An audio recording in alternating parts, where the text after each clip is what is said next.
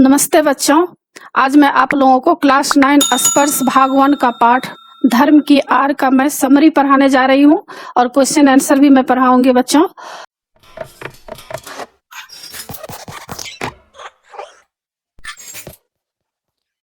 बच्चों क्लास 9 और क्लास 10 क्षितिज, कृतिका, स्पर्श, संचयन, इन सभी पुस्तकों के सारे चैप्टर्स का इंपॉर्टेंट क्वेश्चन एंड आंसर का पीडीएफ को डाउनलोड करने के लिए और क्लास 9 और क्लास 10 का टेक्स्ट बुक का पीडीएफ फाइल डाउनलोड करने के लिए आप इस वीडियो के डिस्क्रिप्शन में दिए गए प्रोसेस को फॉलो करके आसानी से पीडीएफ फाइल डाउनलोड कर सकते हैं। अगर आपके पास टेक्स्ट बुक और इम्पोर्टेंट नोट्स नहीं है तो आप इस पीडीएफ फाइल को डाउनलोड करके आसानी से पढ़ाई कर सकते हैं और अच्छे मार्क्स ला सकते हैं।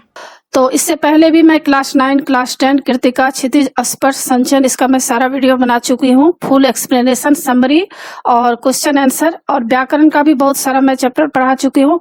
उसको देखने के लिए आप ऊपर दिए गए आई बटन पर क्लिक करके देख सकते हैं या नीचे दिए गए डिस्क्रिप्शन बॉक्स में देख सकते हैं या प्ले लिस्ट में जाकर देख सकते हैं।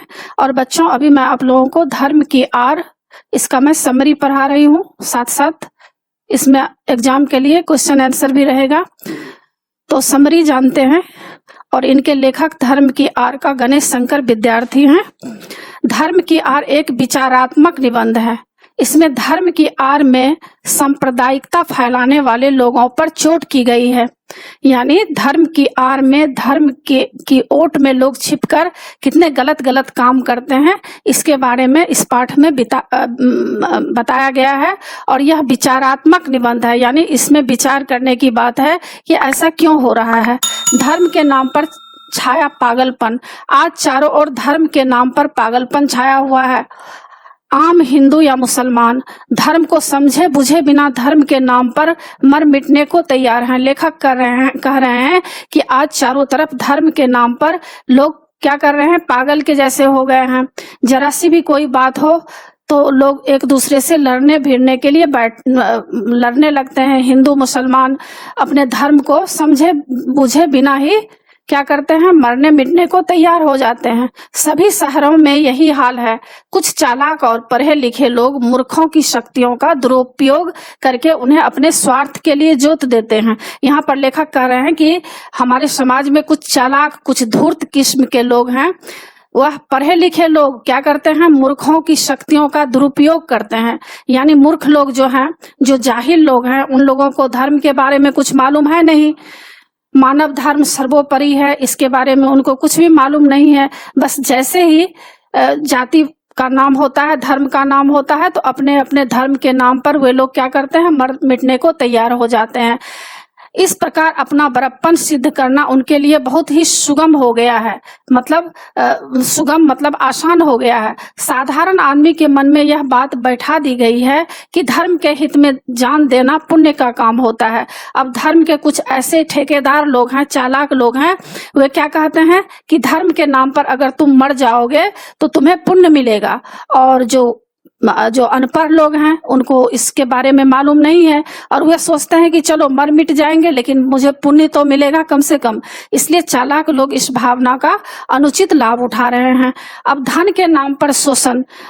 पाश्चात्य देशों में अमीर लोगों ने गरीब लोगों को चूस चूस कर धन इकट्ठा किया। यहाँ पर लेखक कह रहे हैं कि पाश्चात्य देश जो है, जो विदेश हैं, वहां पर क्या होता है, धर्म के नाम पर वहां पर लड़ाई झगड़े नहीं होते हैं। वहां पर क्या होता है, धन की मार है। पाश्चात्य देशों में जो अमीर लोग होते हैं वे क्या करते हैं, गरीब लोगों को चूस चूस कर धन इकट्ठा करते हैं। यानी उनसे सारा काम करवाते हैं, उनका शोषण करते हैं, अत्याचार जुल्म करते हैं और अट्टालिकाएं खड़ा कर लेते हैं। इस भयंकर शोषण से बचने के लिए साम्यवाद और बोल्शेविज्म आदि का जन्म हुआ। और विदेश में 2 लड़ाइयां हुई थी, साम्यवाद और बोल्शेविज्म का जन्म हुआ था। भारत में आर्थिक शोषण इतना नहीं है। भारत में आर्थिक रूप से इतना शोषण नहीं होता है जितना कि धार्मिक शोषण होता है। यहाँ धर्म के नाम पर लोग एक दूसरे को लूटते हैं, शोषण करते हैं। यहाँ धन की मार की बजाय बुद्धि की मार अधिक प्रभावी है। यहाँ पर भारत देश में धन की मार नहीं है बल्कि बुद्धि पर मार करके, यानी बुद्धि को इस तरह से जो धनी वर्ग के लोग हैं गरीब लोगों को, जो सीधे साधे लोगों को किस तरह से अपने चंगुल में फंसा लेते हैं बुद्धि के द्वारा। यहाँ बुद्धि पर पर्दा डालकर पहले स्वयं को ईश्वर का स्थान पर स्थापित कर लिया जाता है, फिर ईश्वर, धर्म, ईमान और आत्मा के नाम पर उन्हें लड़ाया जाता है। लेखक यहाँ कह रहे हैं कि यहाँ बुद्धि पर पर्दा डाला जाता है। वे क्या करते हैं, ईश्वर के नाम पर एक दूसरे को लूटते हैं। वे अपने लिए ईश्वर का जगह बना लेते हैं कि मैं ही ईश्वर हूँ। धर्म, ईमान और आत्मा के नाम पर उन्हें लड़ाया जाता है। मूर्ख लोग धर्म और दीन की दुहाई देकर प्राणों की बाजी लगा देते हैं और इन धूर्तों का आसन ऊंचा करते हैं।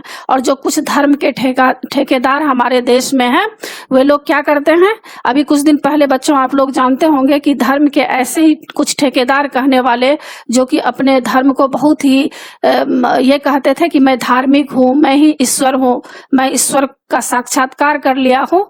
और उन लोगों ने जो घिनौना काम किया है, तो क्या हुआ, सरकार की निगाहें उन तक पहुंच गई और आज जेल के सलाखों के अंदर वे लोग बंद पड़े हुए हैं। तो कुछ ऐसे भी हमारे देश में हैं जो धर्म के नाम पर दूसरे का शोषण करते हैं, अत्याचार, जुल्म करते हैं।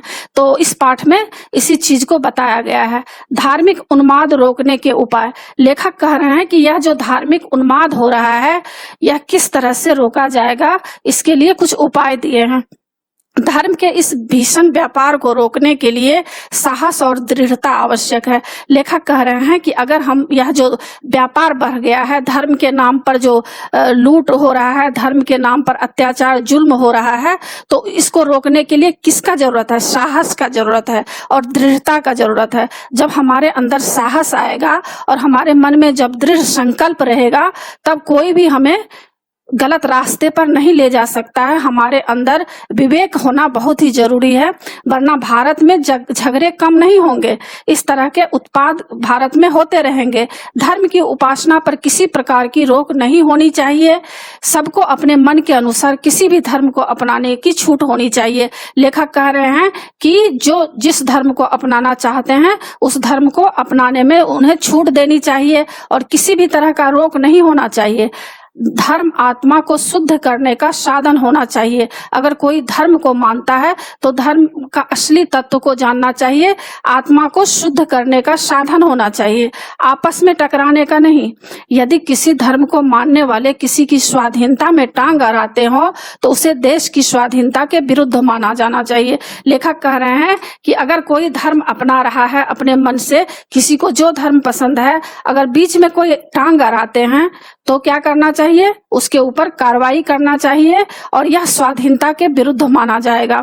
स्वतंत्रता आंदोलन और धर्म। लेखक कह रहे हैं कि स्वाधीनता संग्राम में खिलाफत, मुल्ला, मौलवियों और धर्माचार्यों को स्थान दिया जाना बहुत गलत कदम था। लेखक कह रहे हैं कि जब हमारा देश आजाद हो गया था तो आजादी के बाद कुछ लोगों का ऐसा विचार हुआ था कि मुल्ला, मौलवियों और धर्म के जो आचार्य हैं, धर्माचार्यों मतलब जो चारों धर्म को जानते हैं, उन लोगों की भी कुछ राय ले लेना चाहिए।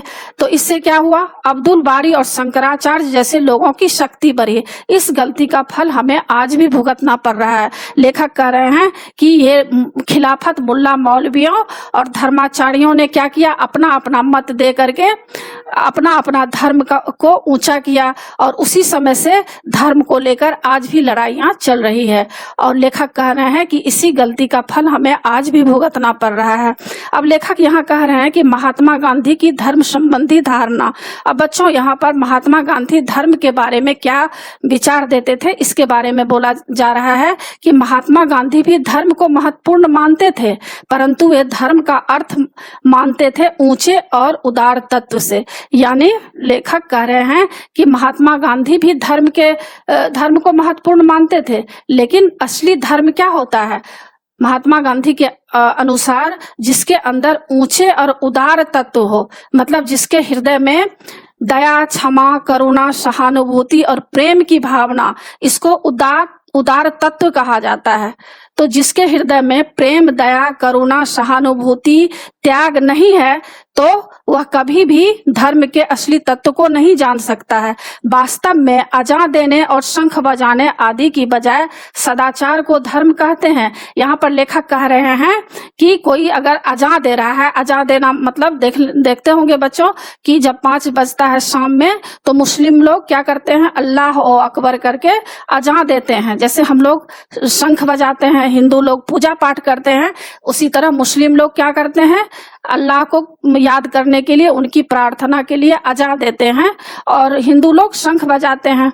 तो क्या होता है, इसके बजाय सदाचार को धर्म कहते हैं। लेखक कह रहे हैं कि अगर कोई शंख बजा रहा है, अगर कोई अजा दे रहा है, तो वही असली धर्म नहीं है। धर्म तो वह है जिसके अंदर सदाचार की भावना हो।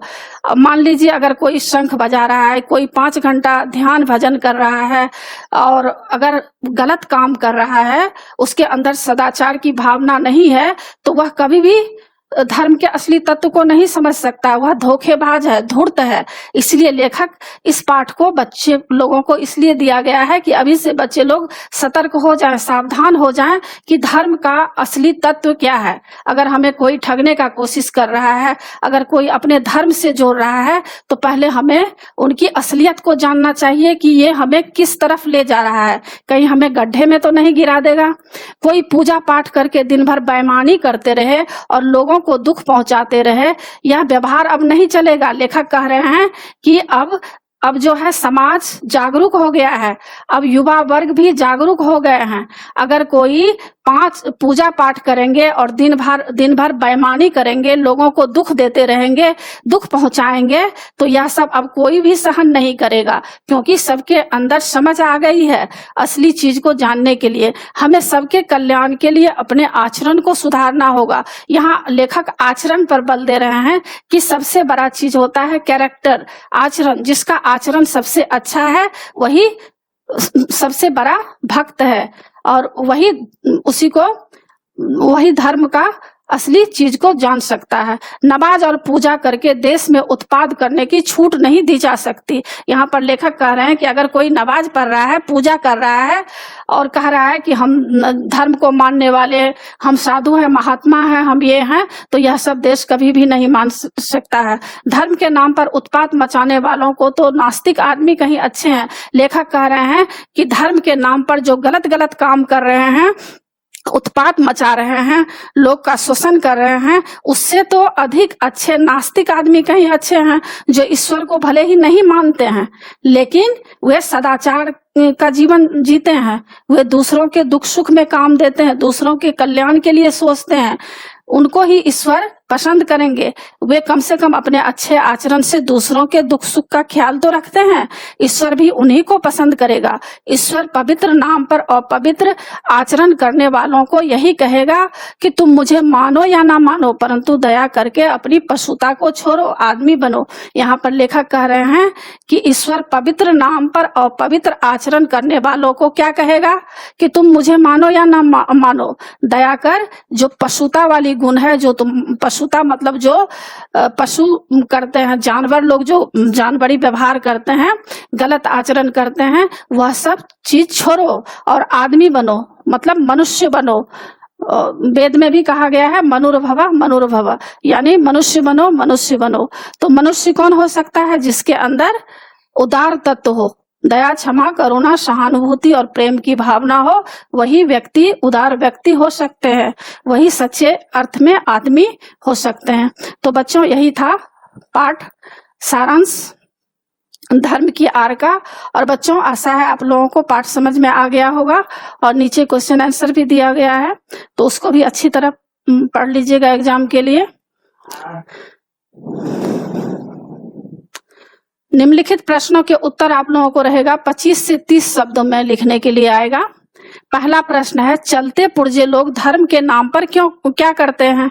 चलते पुर्जे लोग, जो चालाक लोग होते हैं, उनको चलते पुर्जे लोग कहा गया है। तो इसमें लेखक कह रहे हैं कि चलते पुर्जे लोग धर्म के नाम पर क्या करते हैं? तो इसका उत्तर है, चलते पुर्जे लोग धर्म के नाम पर लोगों को बेवकूफ बनाकर अपना स्वार्थ सिद्ध करते हैं। वे चाहते हैं कि उनका नेतृत्व कायम रहे, उनका प्रभाव बने रहे। दूसरा प्रश्न है, चालाक लोग साधारण आदमी की किस अवस्था का लाभ उठाते हैं अथवा धूर्त किस बात का अनुचित लाभ उठा लेते हैं? उत्तर, चालाक आदमी साधारण आदमी की धर्म के प्रति अटूट आस्था का लाभ उठाते हैं। वे अपने स्वार्थों की पूर्ति के लिए ऐसे आस्थावान धार्मिक लोगों को मरने मारने के लिए छोड़ देते हैं और अपना स्वार्थ सिद्ध करते हैं। तीसरा प्रश्न है, आने वाला समय किस प्रकार के धर्म को नहीं टिकने देगा? उत्तर, जो लोग धर्म के प्रति दिखावा मात्र करके लोगों को आपस में लड़वाते हैं, आने वाला समय उन्हें नहीं टिकने देगा। जनसाधारण की समझ में आ गया है कि ऐसे धार्मिक नेता उनकी भावनाओं से खेलते हैं। चौथा प्रश्न, कौन सा कार्य देश की स्वाधीनता के विरुद्ध समझा जाएगा? उत्तर, देश की आजादी के लिए किए जा रहे प्रयासों में मुल्ला, मौलवी और धर्माचार्यों की सहभागिता को देश की स्वाधीनता के विरुद्ध समझा जाएगा। लेखक के अनुसार धार्मिक व्यवहार से स्वतंत्रता की भावना पर चोट पहुंचती है। पांचवा प्रश्न है, पाश्चात्य देशों में धनी और निर्धन लोगों में क्या अंतर है?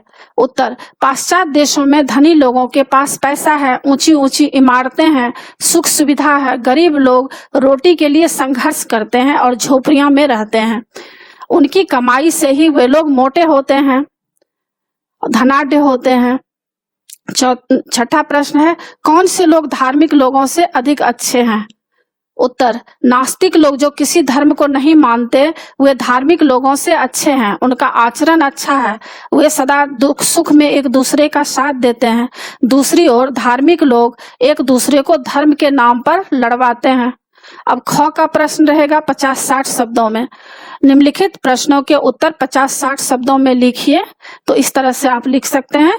पहला प्रश्न है, धर्म और ईमान के नाम पर किए जाने वाले भीषण व्यापार को कैसे रोका जा सकता है? यह 2012 में भी पूछा गया है। तो इसका उत्तर है, धर्म और ईमान के नाम पर दंगे फसाद हो रहे हैं।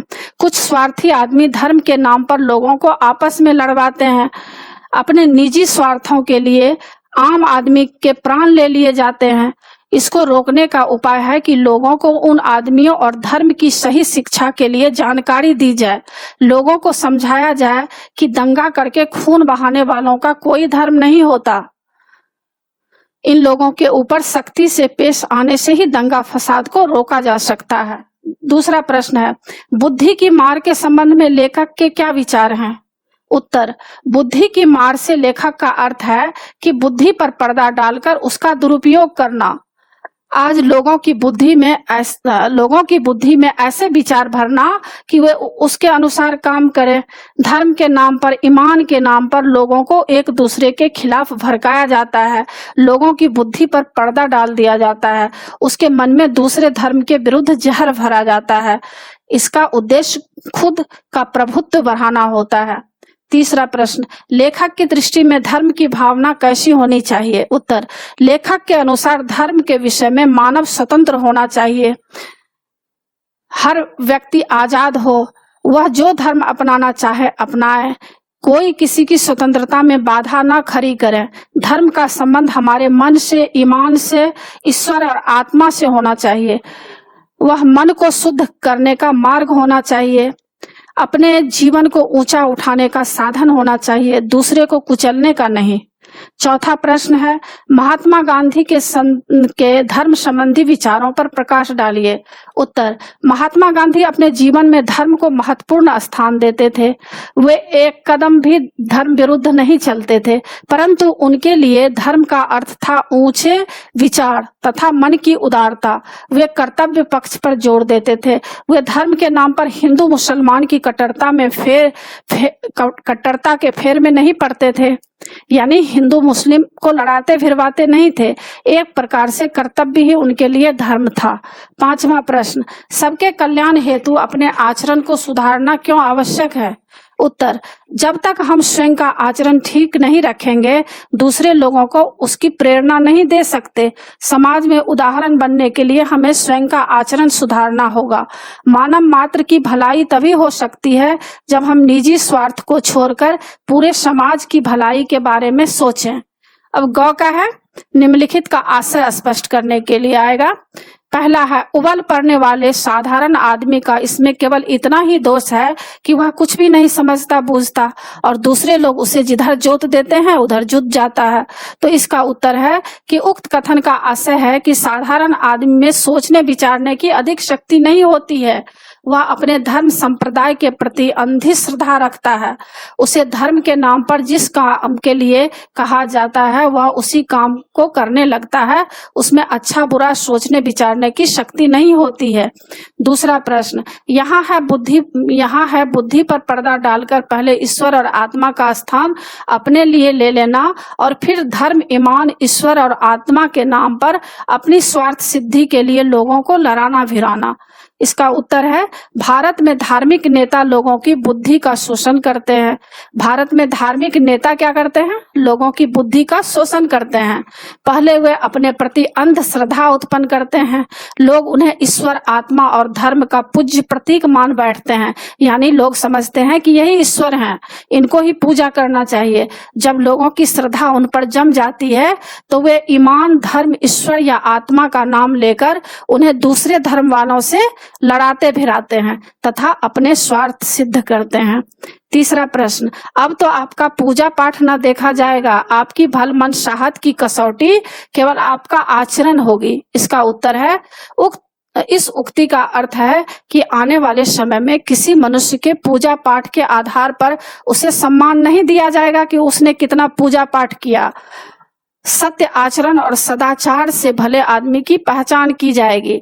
अब जो आने वाला समय है वह क्या देखेगा कि आचरण कितना अच्छा है और उसके अंदर सदाचार की भावना कितनी है, वह समाज के लिए, परिवार और देश के लिए कितना काम कर रहे हैं, इसको लोग देखेंगे। चौथा प्रश्न, तुम्हारे मानने से ही मेरा ईश्वरत्व कायम नहीं रहेगा। दया करके मनुष्यत्व को मानो, पशु बनना छोड़ो और आदमी बनो। इसका उत्तर है स्वयं ईश्वर भटके हुए लोगों को कहता है कि लोगों को धर्म के नाम पर लड़ाना छोड़ो और पवित्र काम छोड़ो, यानी गलत काम जो तुम कर रहे हो उसको छोड़ो। खुद की पूजा करवाना छोड़ो। तुम जो अपने आप को ईश्वर कह रहे हो और दूसरे को कह रहे हो कि तुम मेरी पूजा करो, यह सब तुम करवाना छोड़ दो। मानवता को समझो। मानवता का जो तत्व होता है, उदार तत्व, इस चीज को तुम जानो, आदमी बनो और पशु वाला जो आचरण है उसको त्याग दो। तुम्हारे अंदर जो पशुता का जो गुण आ गया है उसको त्याग दो। आशा यह है, यानी इसका अर्थ है कि धर्म के नाम पर कट्टरता त्याग दो और मनुष्य के साथ उदारता पूर्वक सहयोग और स्नेह से व्यवहार करो। यानी मनुष्य के साथ, एक दूसरे के साथ प्यार की भावना रखो, स्नेह की भावना रखो। अब भाषा अध्ययन का भी प्रश्न रहेगा। पहला प्रश्न है, उदाहरण के अनुसार शब्दों के विपरीतार्थक शब्द लिखिए।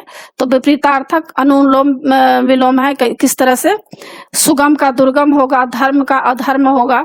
तो नीचे आप देख सकते हैं कि धर्म का अधर्म है, ईमान का बेईमान है, साधारण का असाधारण है, तो उत्तर दिया हुआ है। और दूसरा प्रश्न है, निम्नलिखित उपसर्गों का प्रयोग करके दो दो शब्द बनाइए। जैसे ला, विला, बे, बद, ना, खुश, हर, गैर। तो नीचे देख सकते हैं बच्चों कि सबका इसमें उपसर्ग बनाया हुआ है। उपसर्ग का प्रयोग करके दो दो शब्द बनाया हुआ है। जैसे ला का होगा लापता, लाजवाब, लापरवाही। विला का बिला वजह, बिलागना। बे का बेअदब, बेवजह, बेवफा, बेशक। तो इस तरह बच्चे आप देख सकते हैं कि एक एक करके ध्यान से, यह तो उपसर्ग था, अब प्रत्यय आएगा इसमें। तीसरा प्रश्न है, उदाहरण के अनुसार तो प्रत्यय लगाकर 5 शब्द बनाइए। तो देखिएगा, उपसर्ग और प्रत्यय का मैं वीडियो भी बना चुकी हूँ, तो बहुत ही अच्छा उसमें बताया गया है। उपसर्ग और प्रत्यय अगर आप उसमें पढ़ लेंगे तो आपको यहाँ पर आसानी हो जाएगा कि उपसर्ग और प्रत्यय किस तरह से बनाया जाता है। उदाहरण, देव जोड़ तो क्या हो गया? देवत्व हो गया। लघु जोड़ तो लघुत्व हो गया।